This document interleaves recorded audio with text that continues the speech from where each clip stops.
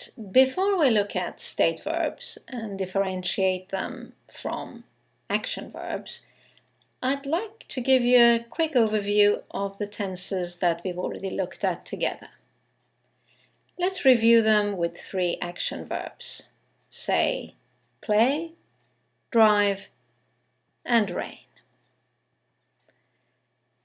So remember, present simple was to speak about facts and habits. I play tennis once a week. He drives fast. It often rains here.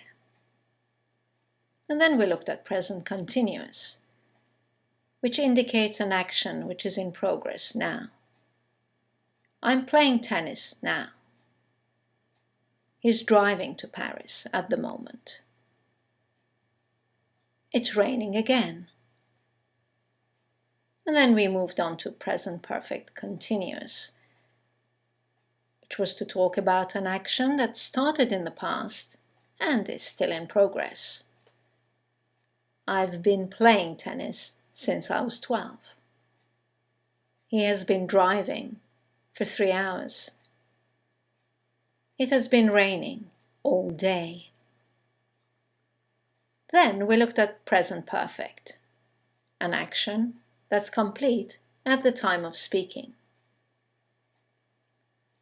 I've played tennis with her once. He has driven 300 kilometers so far. It has rained 3 times this week. And then we looked at past simple, which was for an action completed at a specific time in the past.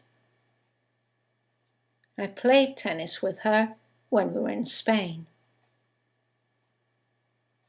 He drove 100 kilometers before sunrise. It rained heavily last night. Now you notice that all these examples are with what we call action verbs. So what is the difference between an action verb and a state verb? An action verb, and most verbs are action verbs, designates an action, something that you can start and stop as and when you want. By contrast, a state verb, and there are only a few of them, designates a mental state that you cannot really start and stop whenever you want. There is a sense of continuity in them, such as be, have, exist, know, etc. And because of this sense of continuity, they don't take continuous tenses. That's what you have to be careful with. When you're using your tenses, you've got to be careful not to put a state verb in the continuous form. For example, let's look at the verb to be. I'm being tired now. Doesn't sound right, does it? Because it's a state verb. We only use simple tenses with state verbs. So I'm being tired now changes to I'm tired now. Or I've been being tired all day sounds really strange. Again, because the verb to be is a state verb. Keep it to a simple tense. In this case, present perfect simple. I've been tired all day. Let's look at 2 other state verbs. I'm having a red car. Can't do, because it's a state verb. I have a red car. And I've had this car since 2006. One more example of a state verb not taking a continuous tense. I'm knowing this man. No. Simply, I know this man. and I've known him for many years. Now there are 4 verbs that can be a bit tricky because they can be either state or action. Let's look at the first one. We've already had an example of this. It's the verb have. We saw the sentence, I have a red car. In this example, the verb to have means to own, something that belongs to you. It's a state verb. However, the verb have replaces many other verbs like eat and drink and smoke.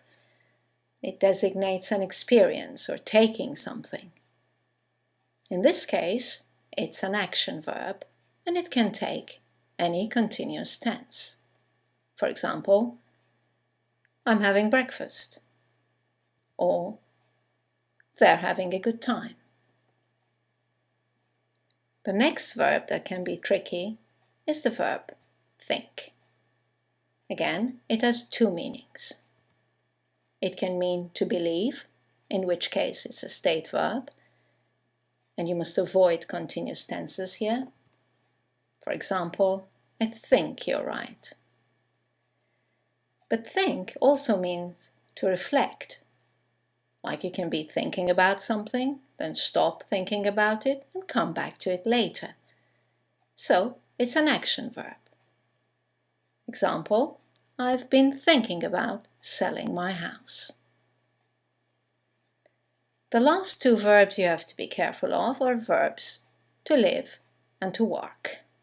Again, they can be considered as an action verb or a state verb.